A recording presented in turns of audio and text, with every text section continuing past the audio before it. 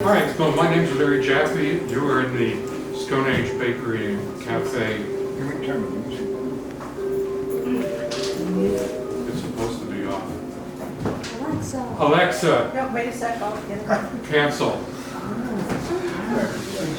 That's easy. I've never seen that in action. Alexa's my friend. Anyway, if you could all sit down and shut off your phones, please. And everybody who hasn't signed the sign-in sheet, I would appreciate it if you signed. Elise. And today we're celebrating human rights. Human Rights Day is December 10th, traditionally. We're going to have more explanation about the Declaration of Human Rights. But Eleanor Roosevelt was one of the prime factors in creating it. And over 160 nations signed this declaration of what rights we have and are entitled to. So we celebrate that day because having human rights is quite a nice thing, don't you think? It's better than having human wrongs. Yeah. Nice. As I have personally found out. So the first thing we're going to do is I've got Sophia and Karina coming up here you like the way I said that, Yeah, that was good. You rolled the R. Fantastic. to open with a song for you today. So ukulele notwithstanding, here they are.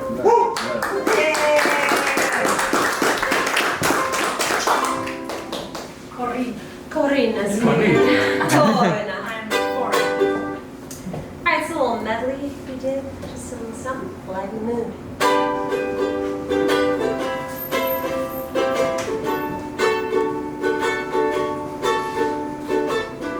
Here comes the sun. Here comes the sun. I say it's alright.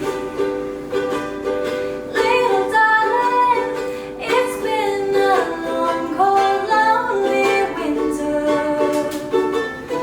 Little darling, it feels like years since it's been here. Here comes the sun, doo-doo-doo. Here comes the sun, I say it's alright. Little darling, the smiles returning to their faces.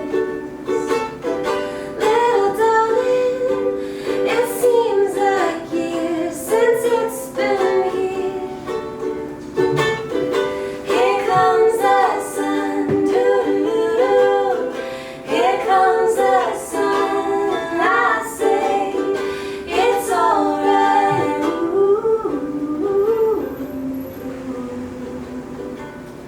One love, one heart. Let's get together and feel alright. One love, one heart. Let's get together and feel alright.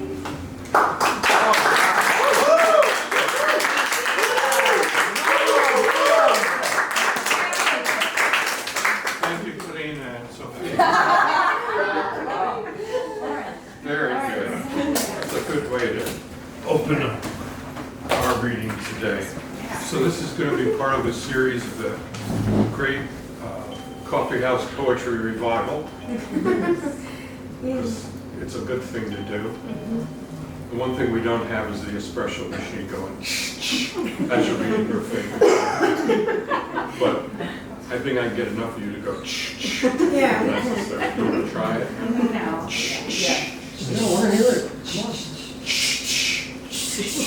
Never mind. That really was a sucky idea. Okay, so now we have Natalie McKay to describe the Declaration of Human Rights and how it works and functions. Give it up for Natalie.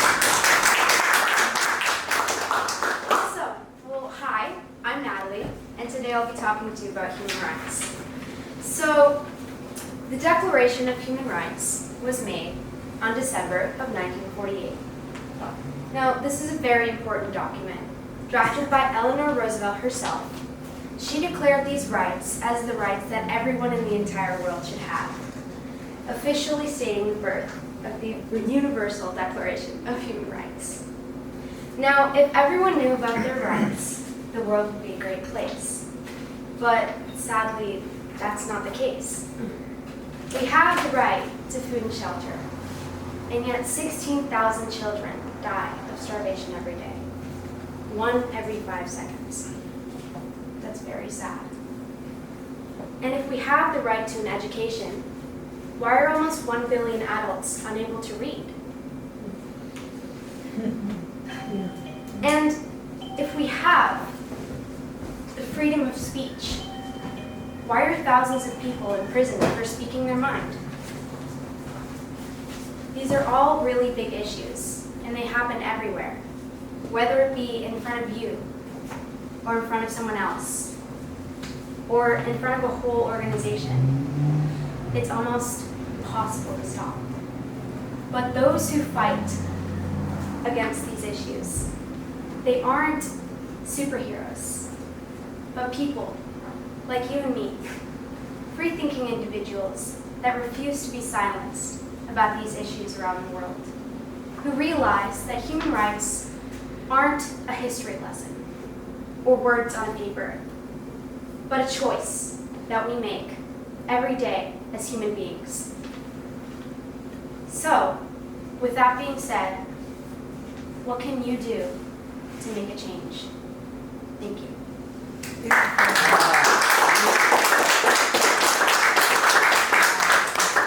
Thank you, Natalie, or Natalia, as the case may be. So I want to tell you a little bit about one of the reasons we're here today. We have a human rights poetry contest that Kate and Anita have set up in honor of their mother. And a little about her. In fact, there's very little I cannot say about her because I can't find what it said. Oh my. Bear with me. I should be better prepared than this.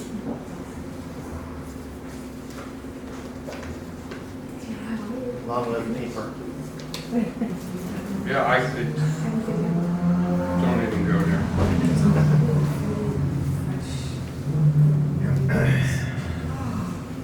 I'm so sorry.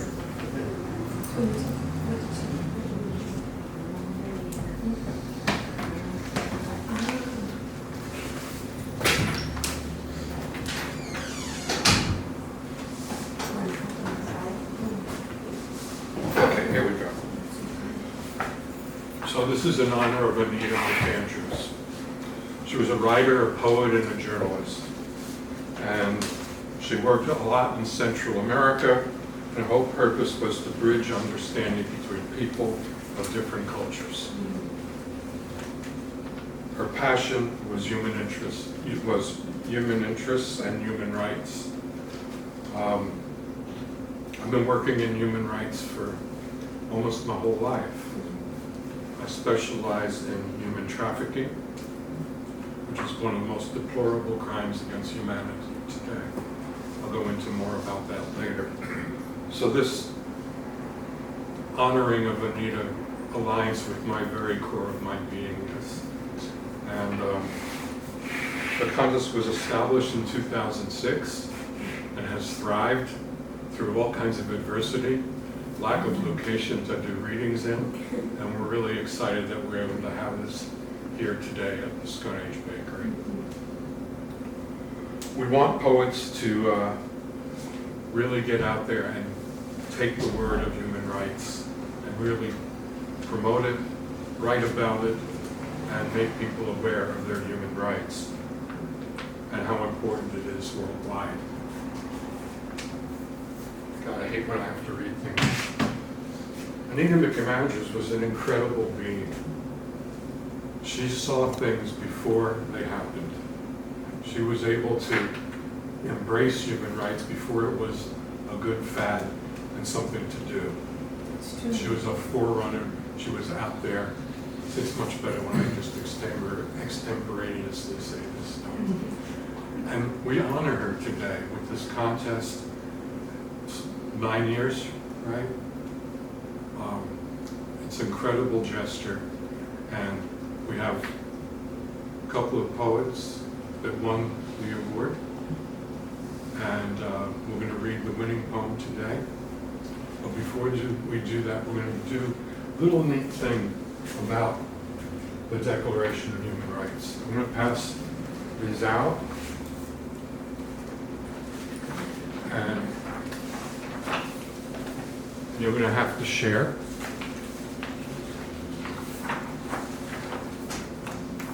And what we're going to do is we're going to go around the room. Now hang on to it, Larry, because you're going to need that. We're going to go around the room, and I want each of you to stand up and read one human right. And I want you, as you're reading it, to embrace that right and really hold it true and dear to your heart, because that's what this is all about. So Mr. Sledge would start us off with reading human right number 1. I'd greatly appreciate it. All human beings are born free and equal in dignity and rights. They are endowed with reason and conscience and should act towards one another in a spirit of brotherhood.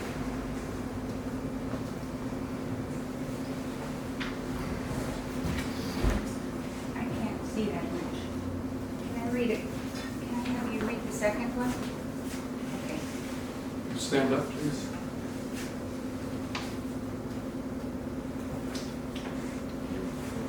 Yeah, sure. You can't see it? See if I agree with it.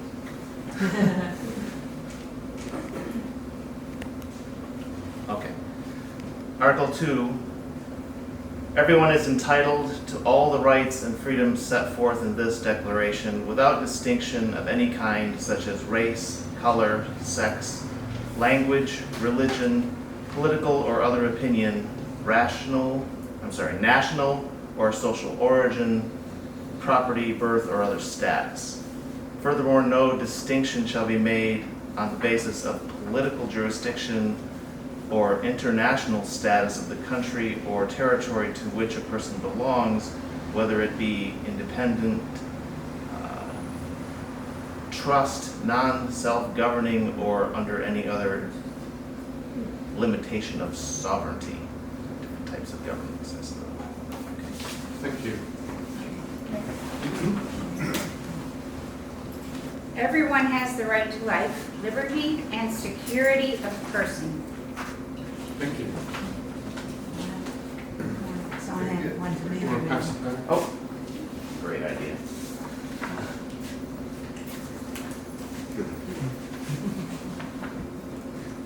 Article 4 is very dear to me.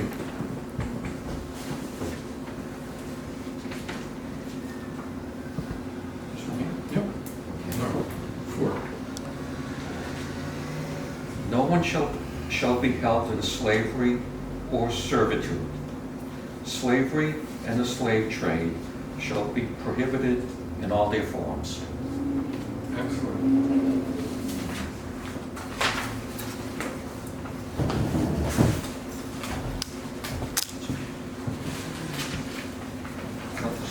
Okay. Article 5. No one shall be subjected to torture or to cruel, inhuman, or degrading treatment or punishment. Thank you. Richard, can you read number 6?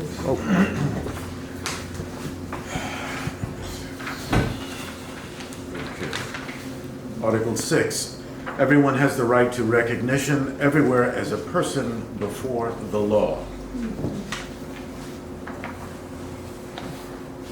Article 7. All are equal before the law, and all are entitled without any discrimination to equal protection of the law. All are entitled to equal protection against any discrimination in violation of this declaration and against any incitement to such discrimination. Thank you. Article 8, everyone has the right to an effective remedy by the competent national Tribunal.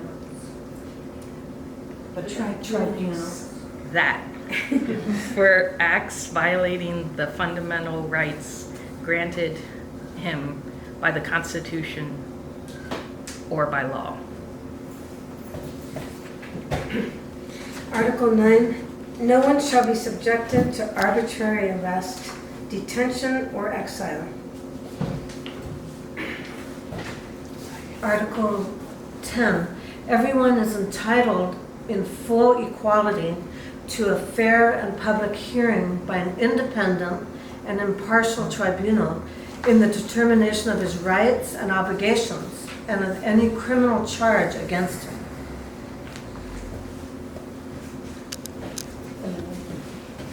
Article 11, everyone charged with a penal offense has the right to be presumed innocent until proved guilty according to the law in a public trial at which he has had all the guarantees necessary for his defense. You want to do the second? No problem. Oh, thank you. No one shall be held guilty of any penal offense on account of any act or omission which did not constitute a penal offense under national or international law at the time when it was committed, nor shall a heavier penalty be imposed than the one that was applicable at the time the penal offense was committed.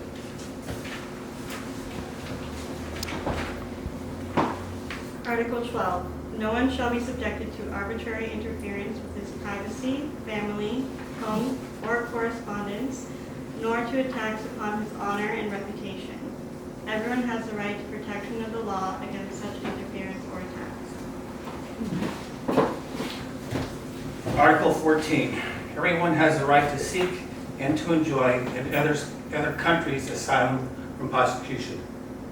2. This right may not be invoked in the case of prosecutions generally arising from non-political crimes or from acts contrary to the purposes and principles of the United States. United Nations. Article 15, everyone has the right to a nationality, and no one shall be arbitrarily deprived of his nationality, nor denied the right to change his nationality.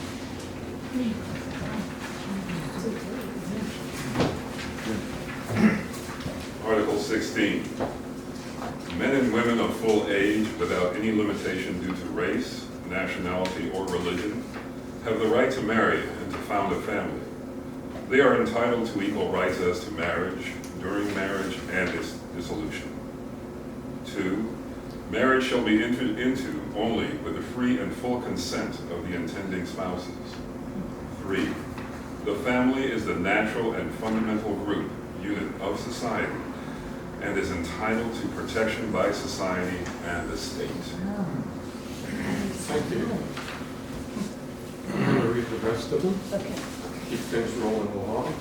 I want you to think about these as I read them and how they apply to you and how they apply to your family and how they apply to the rest of the civilization we endure at times. Because think about if everyone really captured these rights and these rights really were enforced and kept.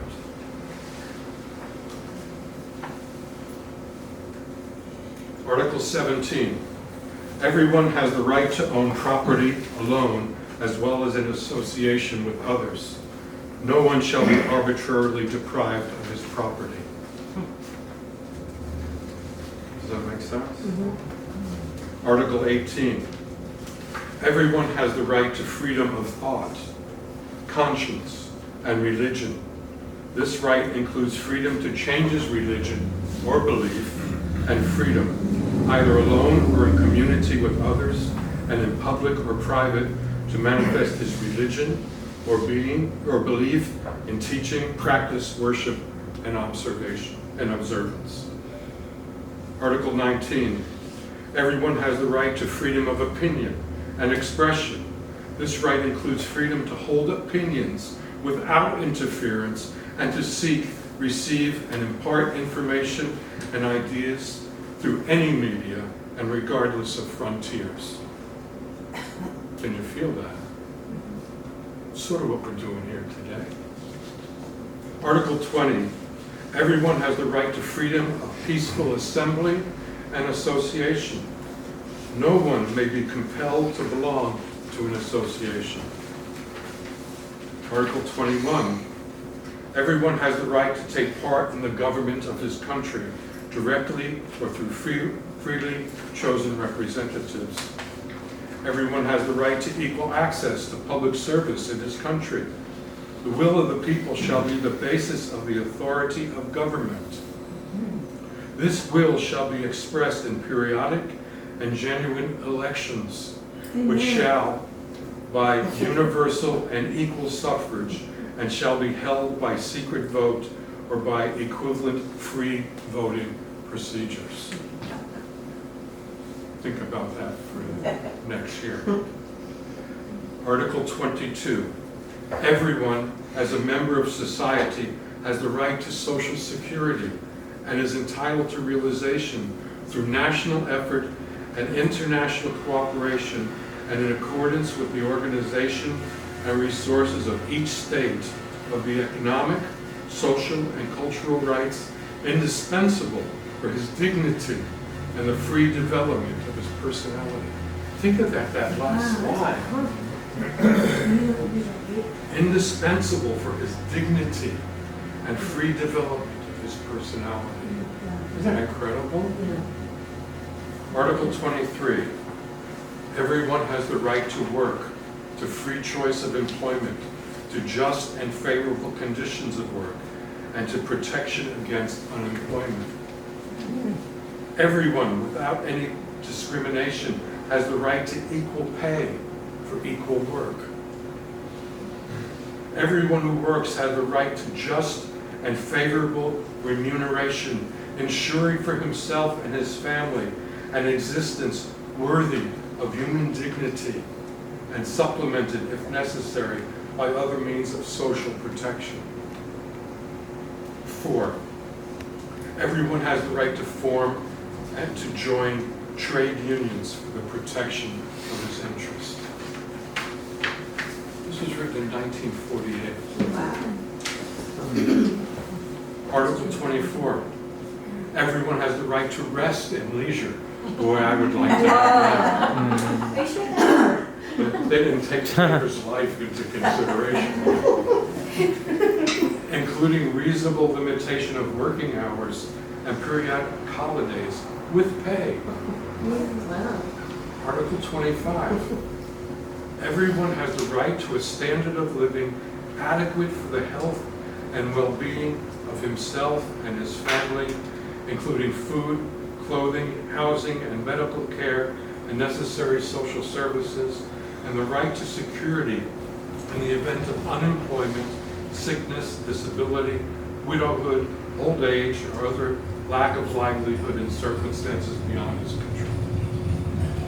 Motherhood and childhood are entitled to special care and assistance. All children, whether born in or out of wedlock, shall enjoy the same social protection. Article 26, share in scientific advancement and its benefits. Everyone has the right to the protection of the moral and material interests resulting from any scientific, literary, or artistic production of which he is the author. Yes. So that means poets should get paid, right?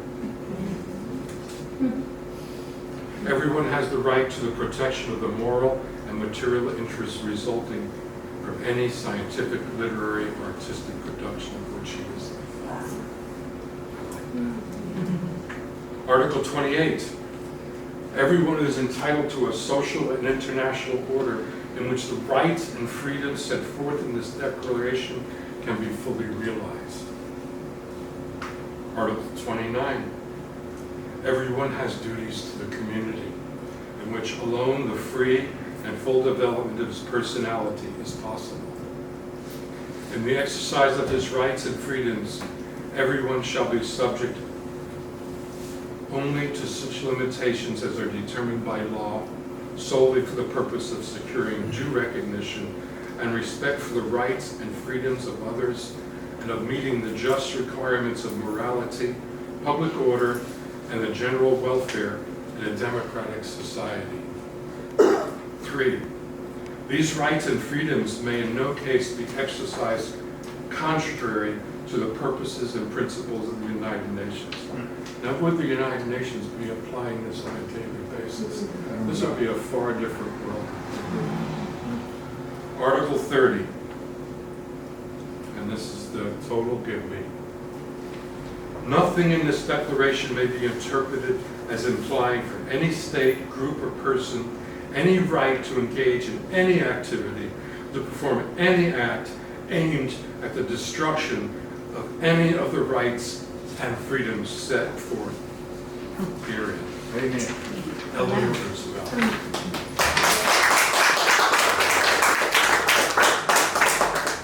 All right. So again, thank you all for coming today. We're going to start the first segment of the poetry reading with Brian Ward reading the first place winner of Boston City Singers by Robert Knox. Please welcome Brian Ward on behalf of Robert Knox. Is Robert Knox here? No. Oh, I thought you were indicating. You're reading on behalf of him. No, I'm just saying, I thought. In Hi. spirit. Okay, thank you. Hi, I am Brian Ward. Let me just say this. Like, I'm going to read a poem, okay? And to read it, you have to interpret it. So I've been looking at this poem now for a few days going, okay. And in light of this for human rights, I started to understand what the person was saying. The poem is called Boston City Singers, okay? And it finally dawned on me what occurred in Boston at one point, at the marathon. Do you recall? So we can get that image, the Boston City Singers, okay? There's another thing that happens in this poem. He refers to Madiba. Yeah, there you go. That's it right there, Madiba. Now, it's actually a Xhosa. Xhosa's it's a clan name where Nelson Mandela, that was part of his clan. And Madiba, it actually means father. And he was called Madiba, not Mandiba, Madiba.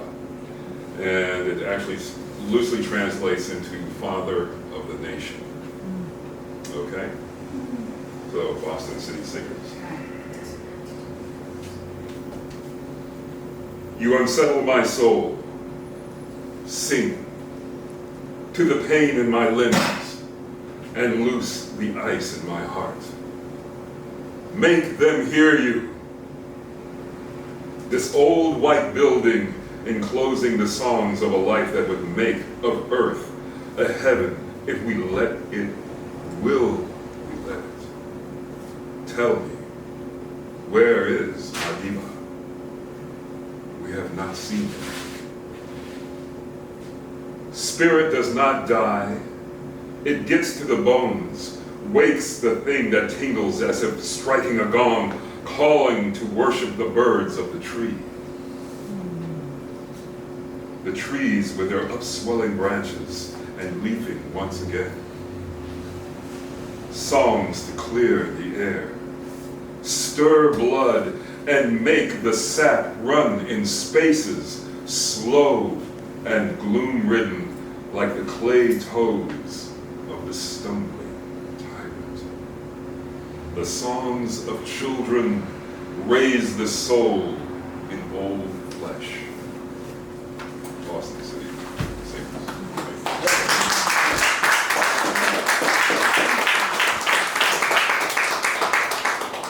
Thank you, Brian. That was brilliant.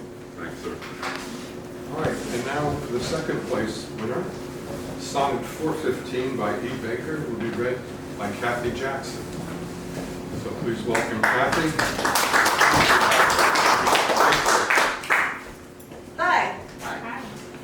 Okay, so the second place winner of the Anita McAndrews Award,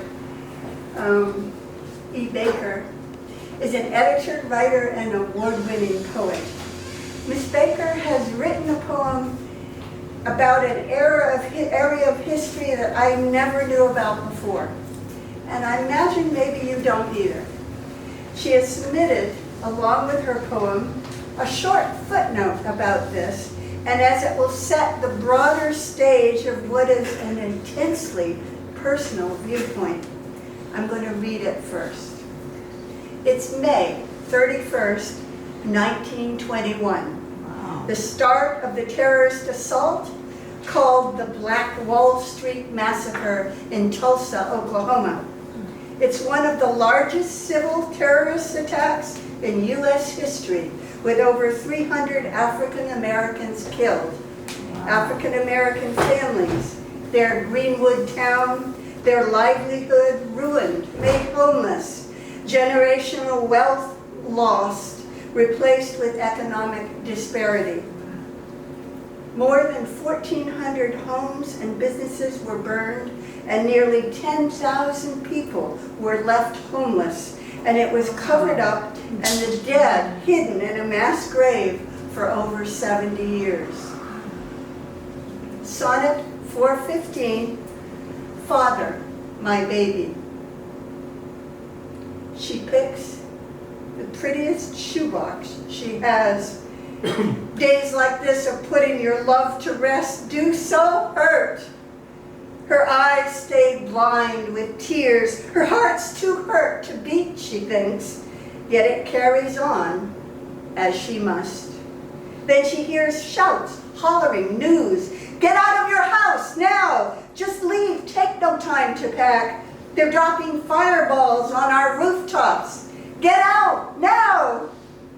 Through her hot tears, she grabs her box with her stillborn child. Tightly she holds it. She runs, races to join the crowd of folks she knows. We're scared. Hardly anyone speaks. Their town's burning. Shots nearly hit her. Many fall. Jostled, she bumps into one soul, drops her box.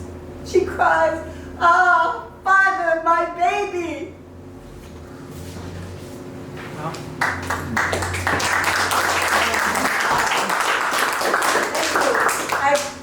I had to research this. I had to go and research this. And I printed out 4 pictures. 2 are before. This town is beautiful and prosperous, and you can see it in the pictures. And then afterwards, honestly, it looks like the devastation after World War II when the bombs completely wiped out cities. So I'm passing these to you. Thank you, Kathy.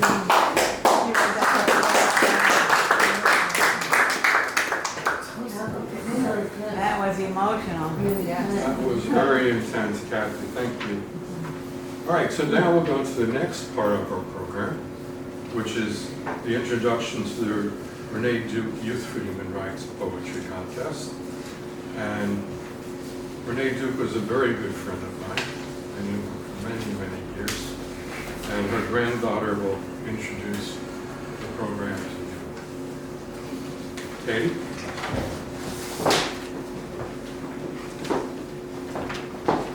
Please welcome Katie Eckleberry.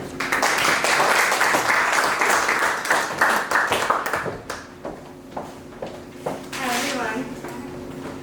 So my grandmother, as you all know, was a Renaissance woman, but to her core she was an artist, and no matter what she was doing, she was always creating and encouraging others to create and do their art. So I know she'd be very proud of all the participants, and I'm very honored to be here to help announce the winners.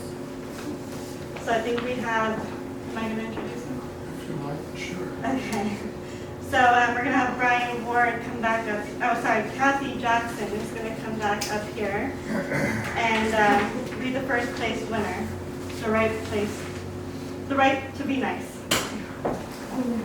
Just as an aside here, this poem was written by an 8-year-old girl.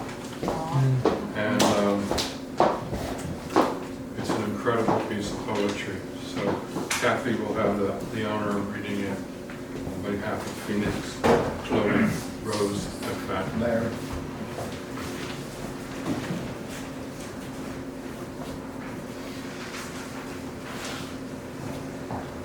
This first place winner of the Renee Duke Youth Award is the most extraordinary poet.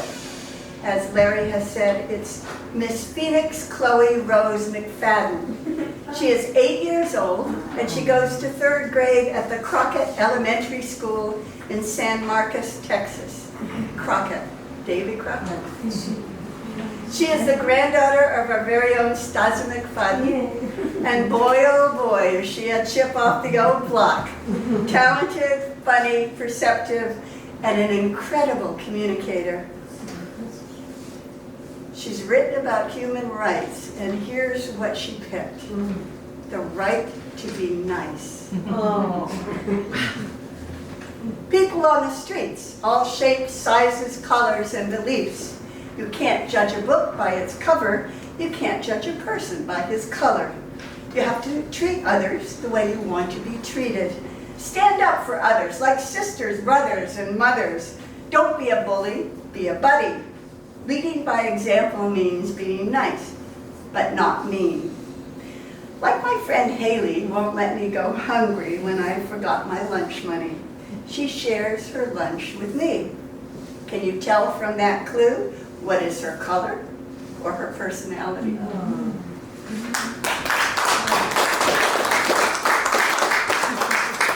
Thanks, Kathy. And thank you, Phoenix, Chloe, Rose, McFadden. Now we're going to have Brian come up and read the second place winner, An Ode to Myself by Nikita Daytar, who's 17 years old. Brian?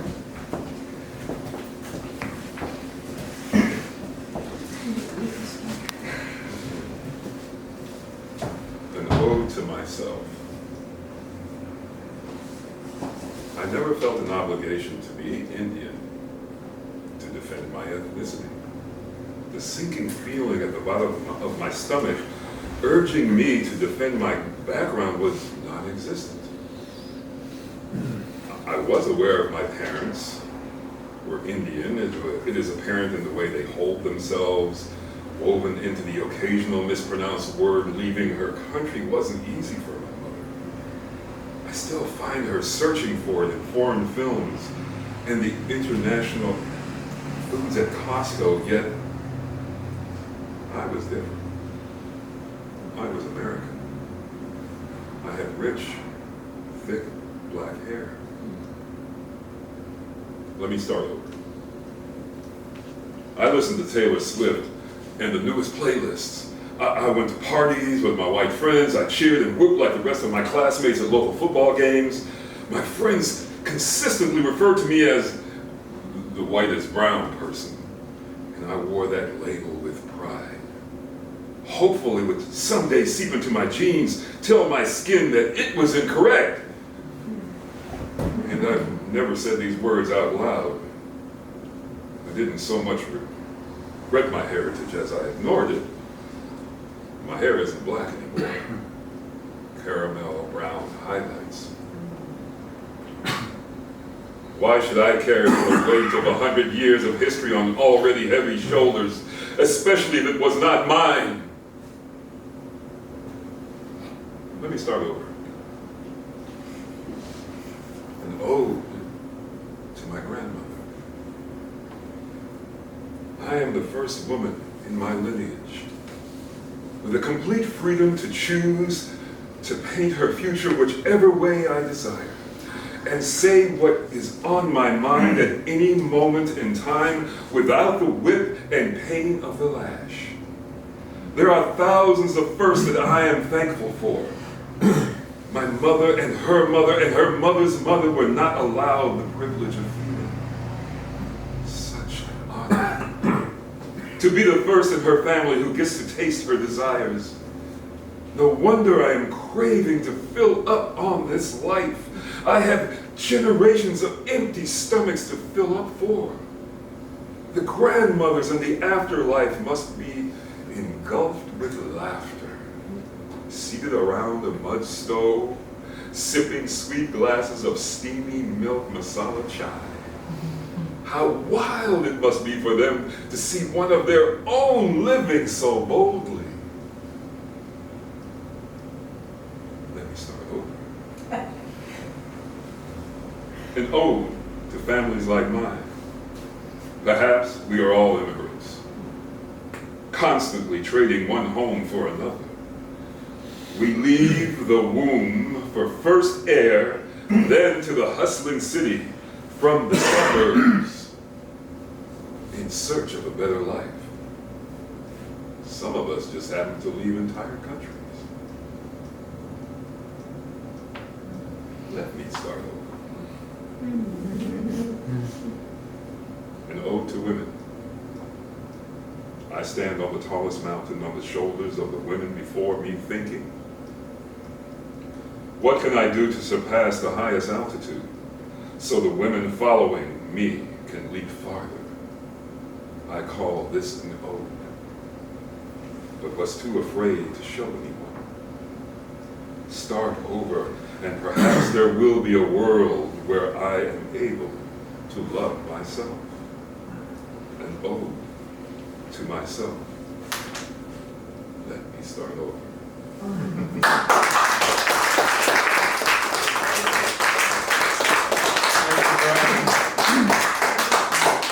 That was truly a beautiful reading.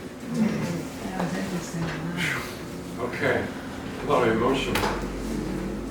So, I just wanted to say a couple of things before we go to our local poets to do some reading of their work. I was there at the beginning of the Anita McAnsher's contest, and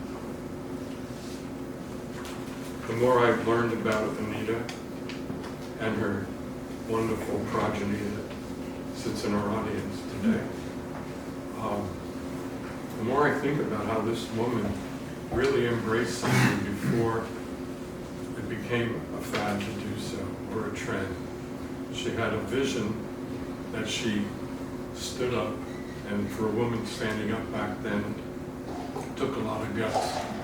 And it's really a distinct honor for me to be able to present the Poetry Contest winners today. By the same token, I did not know Anita, but I knew Renee did all that also very well. She was a phenomenal force of nature that as soon as she entered the room, she commanded attention.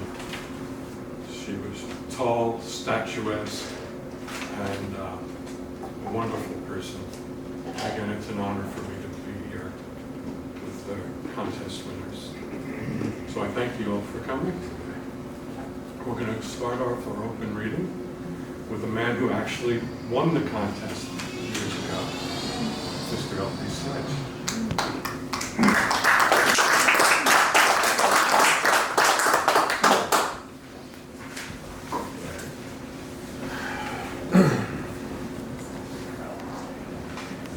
Okay.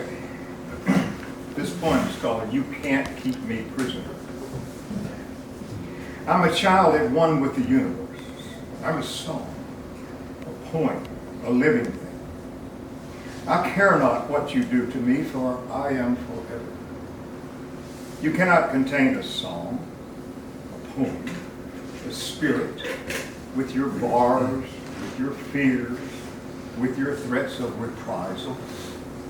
For my reaching and touching, I will be here, singing, writing my poems, when your bars are rust and your fears are laughter and your threats are but faraway echoes, vague shreds of something barely remembered. And my song will still ring among the stars.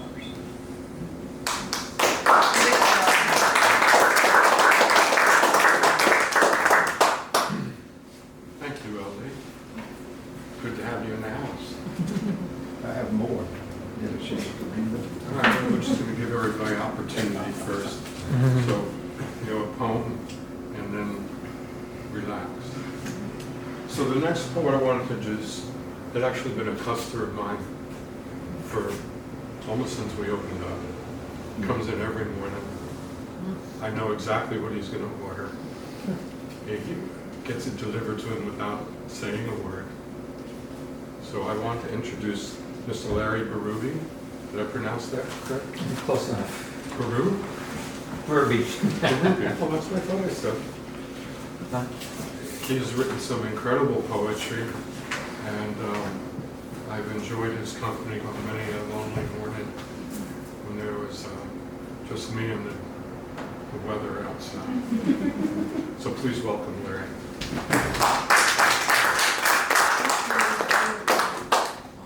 Thank you, Larry. That is to be singling me out here.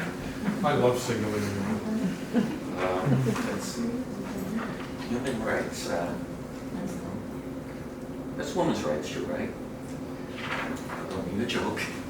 Anyway, I spent 2 years in Morocco, and I went there when I was 30, and if you would have mentioned henna to me, I wouldn't have known what you were talking about. But of course, once I got there, I realized it's a natural dye that women put in their hair, and it gives it a very nice auburn reddish color. And they use it to tattoo their hands and feet. And, you know, when I first saw it, I thought, oh, real nice designs, but it's all symbolic, you know? This poem's called Henna.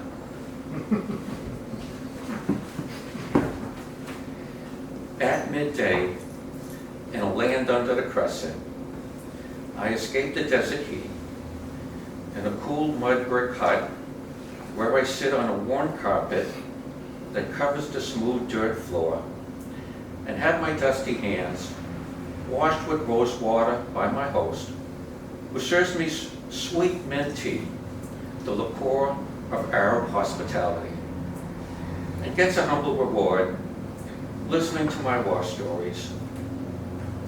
A clay tagine dish is delivered on the floor at the door by henna hands. Later, I view her in a worn veiled vestment as she carries an old copper water jug on her small crescent-shaped shoulder and leans her urn by the well, then shuffles off, still hunched over, in the hot, dry, soroka-blown dust on henna feet. At twilight, a lady friend of mine and Peace Corps volunteer, like myself, walks outside alone on her first day in the small town she was placed in to teach, on a dusty plain surrounded by mountains that are not majestic like the Rockies or the Alps, but more like the primeval hills and biblical mounts of Abraham and Moses.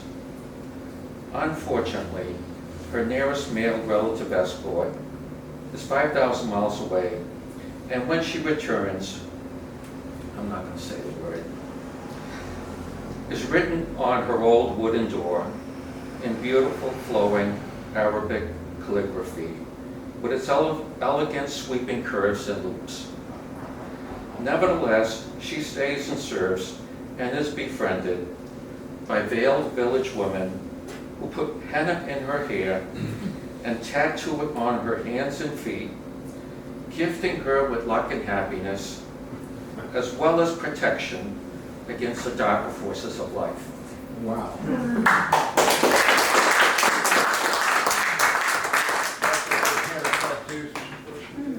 Thank you, Larry. Is there anybody wanting to read that hasn't signed up on this list? Oh, I didn't sign up. Well, now you're too late. I didn't know we had to sign up.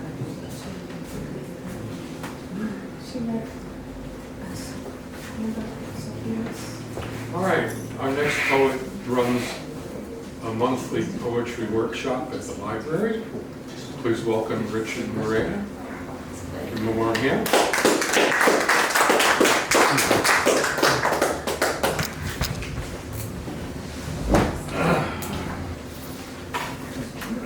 Okay, this piece is called Going Home, a Third World of Third Rails. And we talk about human rights. I was born and raised in Manhattan, New York City. there is a large population, we have some here too, of homeless souls that wander the streets begging, derelict looking, shunned, and oftentimes mugged or killed. This is a story going home with myself as a journalist in New York, going home one night, and as the title says, a third world of third rails, where they live. And they used to be fondly or not so fondly called the mole people. They lived underground. Occasionally we'd see them up top walking the streets, but then they would disappear into this dark city underbelly.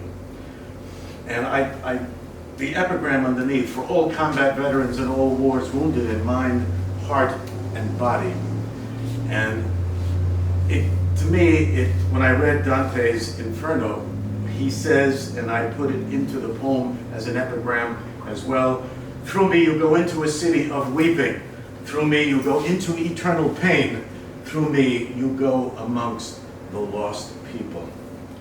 Going home, a third world of third rails. Friday night's rainy rush hour flood of homebound bodies drains office buildings dry.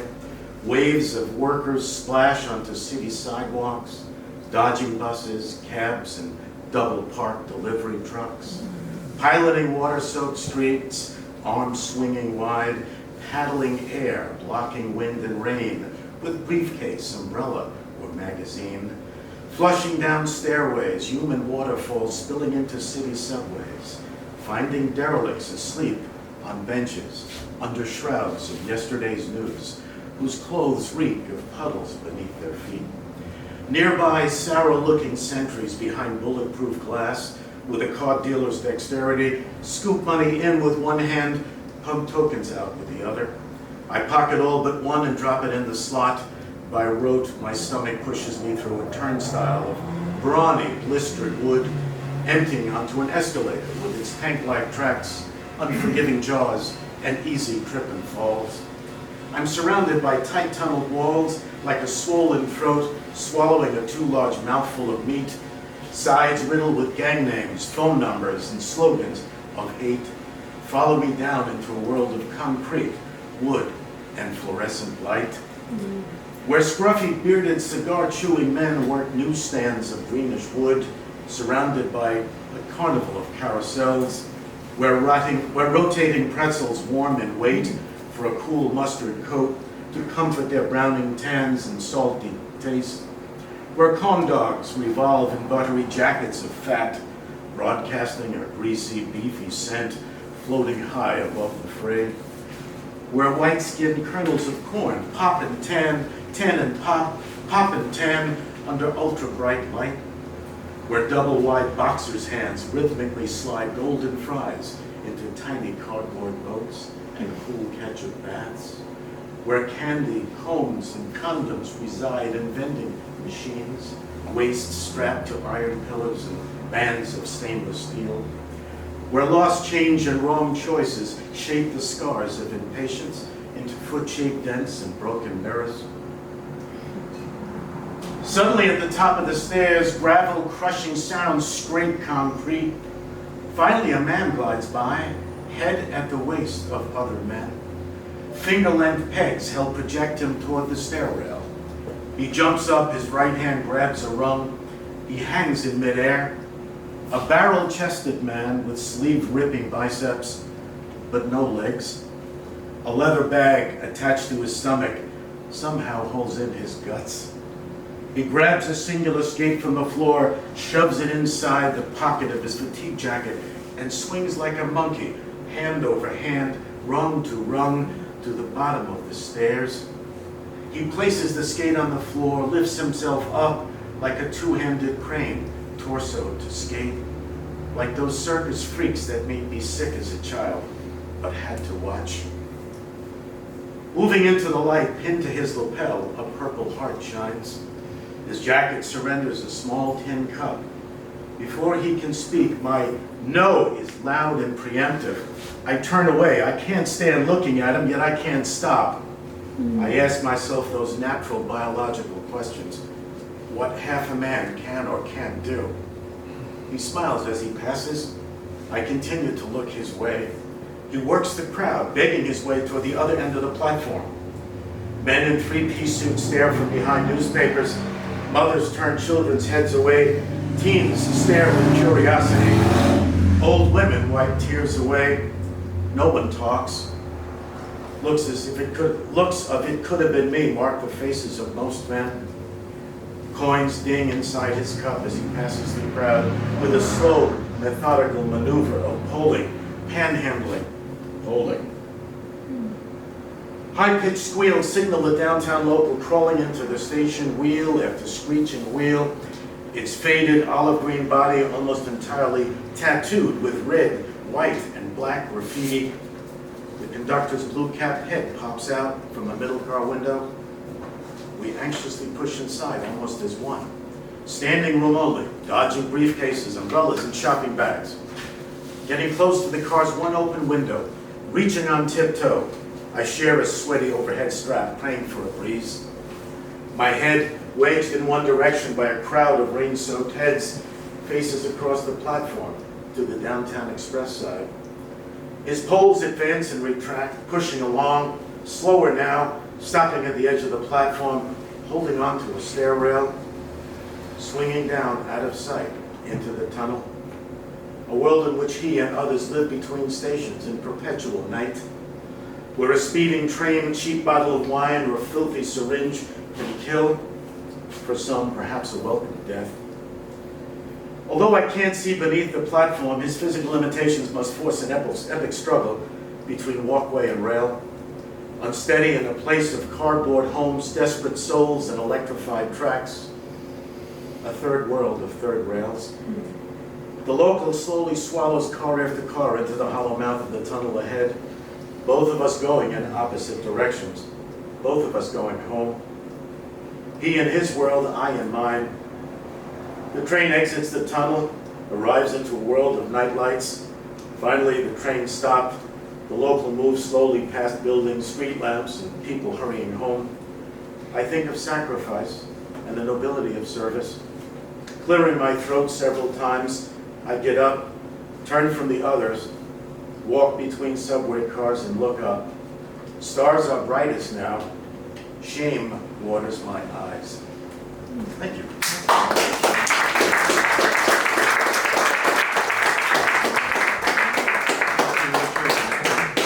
Thank you so much.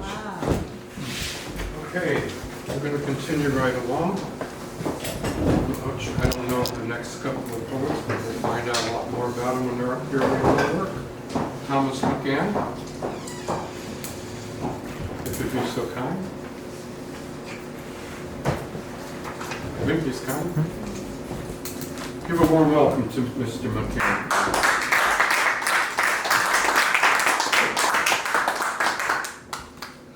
Thank you very much for inviting me here today. This was kind of a surprise. I have to thank Rich, the organizer of our poetry group, for turning me on to this group. And, I didn't even know you guys existed until today, but I'm very, very happy to be here. My poem is titled The Other Side. Bohemians, beats, hippies, dubsters, occupiers of the unoccupied, lend me your minds. Too long, degenerate generations have rotted your minds. The remaining sludge barely beats beyond above a quiver, palpitating, drinking yesterday's dismissive drivel, feeding on twice stale polemic politics, gasping for draughts of deliverance, asleep while awake as the plates shake. So sure you are leading, unaware your brain's bleeding with separations of rotting ideas. Verse 2. Come over to the other side, where green growths regenerate genuine rebellion. Independence, not dependence. Self-reliance, not state compliance. Incorrectness, not correctness. Armed with whittled ideas, not woolly ideals. What was once yesterday's rebellion is now tedious. Yesterday's radicals are today's traditionalists. Come over to the other side. Radically reborn, politically potent, independent.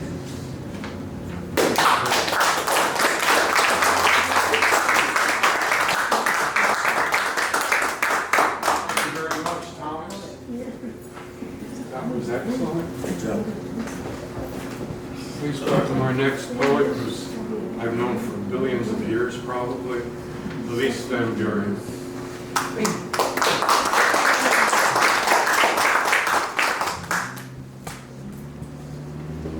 think I watched one women's contest one year, didn't I, Leah? What's that? This is called A Message on Human Rights Day. Human rights give you the right to be all you want to be. You have that right eternally, and no one can take it away from you, actually. They can lessen it for a while. They can subdue you for a while, so you can't convey to others what you be. But what you be is always there, you see. Unique, special, individual. There is no one like you on earth. Your thoughts, your dreams, your mirth, your view of the world is distinctive to you. So be happy. Be what you want to be.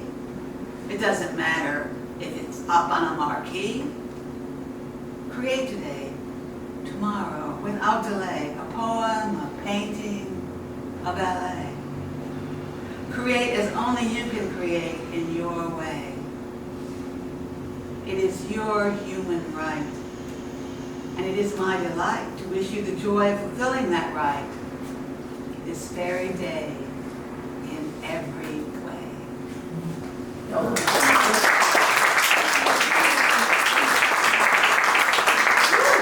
Thank you, Elise. That was beautiful. Paul wants to read? Pardon? Paul wants to read? Oh, you've got a note on it. Paul has a poem. Can you just allow things to unfold as they should, please? Sure. It's all under control, I assure you. This is the Stone Age. That means we're ahead in time, not like the Stone Age, which is So, without further ado, since I've been pressured heavily, please welcome Mr. Paul Guernsey. That was pressure on me now. I haven't read a poem in public since 7th grade. Wow! So, please forgive me. Oh, this time, I'm going to read with glasses on. All right, my poem is called True Human Rights. And so, as men, we should not be so quick to take upon ourselves the robes of our Creator, declaring rights upon oneself derived. For man is ever prone to seeking power greater than his own, and power's lust can cause a blindness darker than the night, depriving all of liberty and life, depriving all of any happiness. Nor should we be so quick to make demands of those with pockets deeper than our own. I have no right to ask that someone else give me the very shirt from off his back, so diligently paid for, with the sweat that dripping fell from off his furrowed brow. I have no right to ask, nor to demand a single thing from anyone, except for that respect with which a human should regard his mate, his fellow human being. Respect. Not money, home, nor health, nor food, nor education dear are yours for free, enslaving someone else to pay your bill.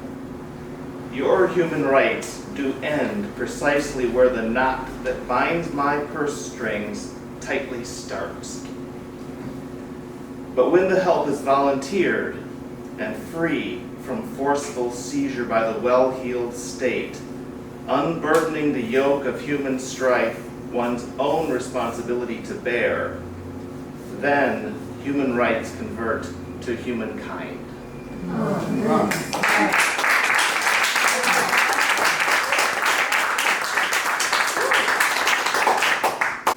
Thank you, Kathy. Not necessarily in that order. So, I've been heavily involved in human rights, especially in the area of human trafficking, for the past 15 or 20 years. I do human trafficking workshops, and the one area I'm particularly involved in is called grooming. An innocuous word, grooming, being well groomed, except in the underworld of predators and pedophiles, grooming has a whole different definition. Grooming is the process where a predator goes online, seeks a victim, and lures them offline for the purpose of sexual trafficking. Male, female, it doesn't matter. They look for the most vulnerable. That's why I tell parents, don't put your kids' pictures on the internet, because you don't know who's looking at them.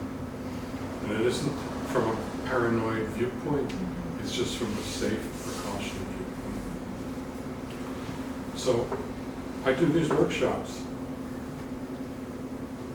Parents are concerned about invading their children's privacy. But when their privacy is jeopardized, there is no boundary like that. So that's what I live for. Human trafficking is a multi-billion-dollar, probably $30 billion industry. There are some 27 million adult slaves on planet Earth right now, and 13 million children that are in slavery. It's a vast thing. One of the reasons I picked grooming is I can actually help save a child by educating a parent and educating the children themselves. So that's what I live for. I think Anita McAndrews would be really happy to hear that I do that.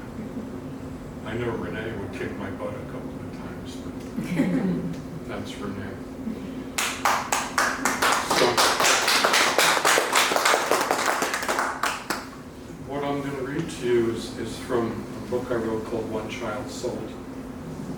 And a lot of it was written while I was in the Czech Republic touring. And I went to a concentration camp called Terezín. And I'll just read you this section.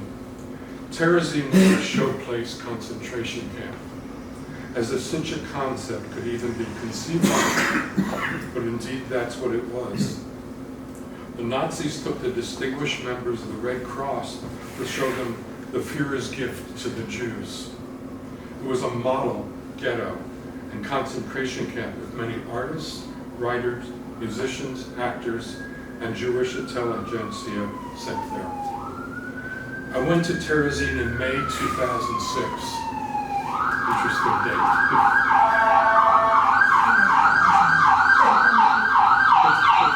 It's a coffee house poetry reading without sirens.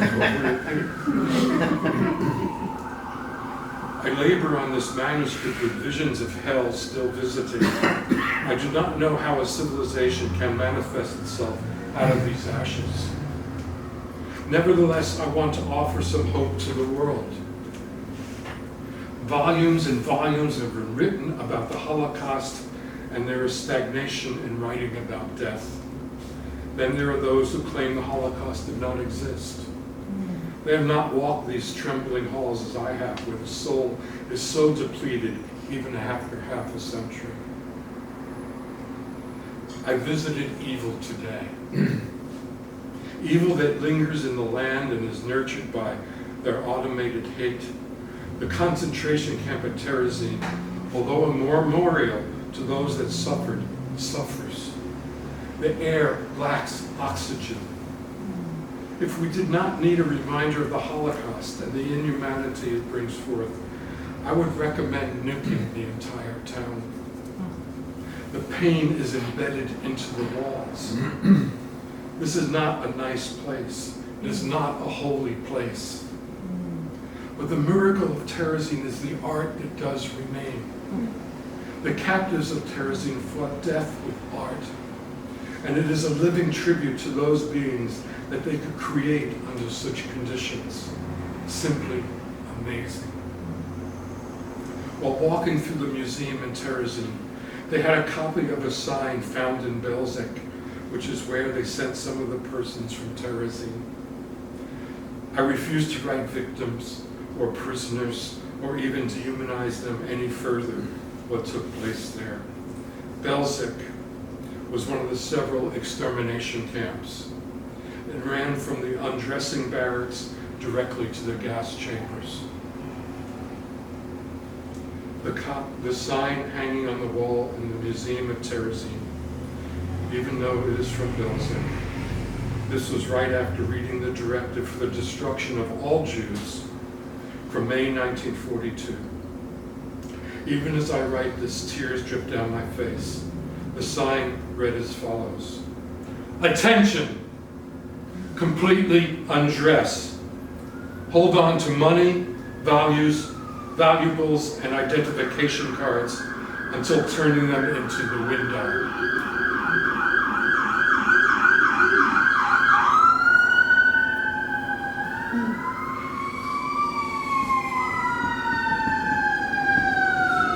Somehow it's appropriate.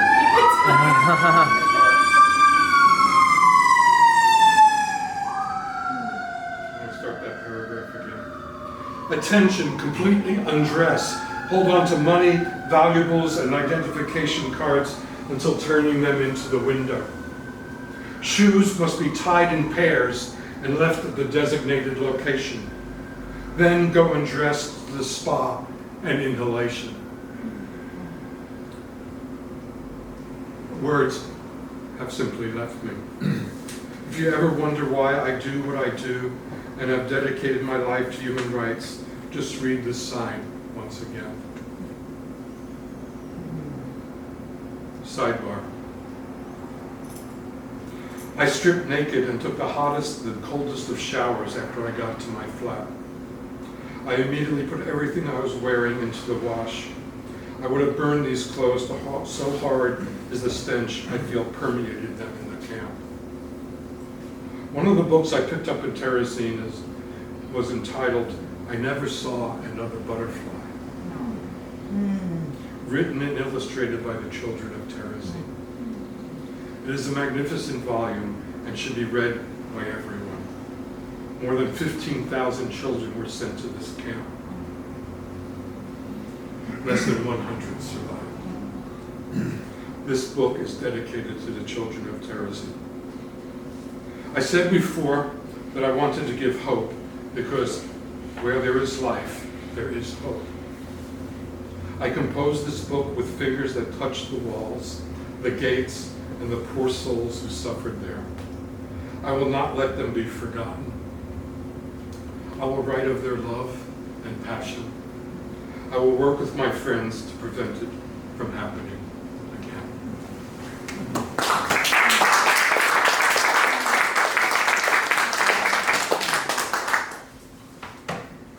So I thank you all for coming today. Hope you could come visit the Scone on other occasions and partake in our meals. Chef Shelley is here to take good care of you. And we promise to only serve you the very best of ingredients. Organic, 100% clean, no preservatives, no chemicals, those things you cannot pronounce. No xanthan gum. Does anyone know what xanthan gum is? Would you like to know what xanthan gum is? Because it's like in everything. Yeah. It's in just about every packaged food out there. Xanthan gum is bacteria excrement. What? Yeah. They scrape it off. The bacteria lives on corn and other produce. rye products, meat, etc. And it's a bacteria. And the excrement of the bacteria is called xanthan gum. We don't use it. Why do they even use it though? They use it as a binder and as a thickener. You'll see it in drinks, you see it in salad dressings, you see it in things that are marked organic too. What they do is they take vats of rotting corn mostly, rotting corn cobs and things like that, and they extract the bacterial excrement out of that. And then they isolate it using isopropyl alcohol, rubbing alcohol. And then they evaporate off the rubbing alcohol, and the remaining excrement is xanthan gum. Yeah. And that's what they use in a lot of gluten-free products, especially. But now they're adding it to salad dressings, and just pick up and start reading packages. So we're eating excrement. Yes, bacterial excrement. All right, so it's bacteria poop, okay? So we will do that. I want to thank Katie and Anita for their wonderful support of this contest and poetry in general. Please give them a hand. Thank you, Greg, for filming. Thank you. Go have a wonderful life. Come back and see us. Yeah. We'll be having a monthly reading, a great coffee house poetry revival. Shall revive. That's cool. Thank you. Thanks.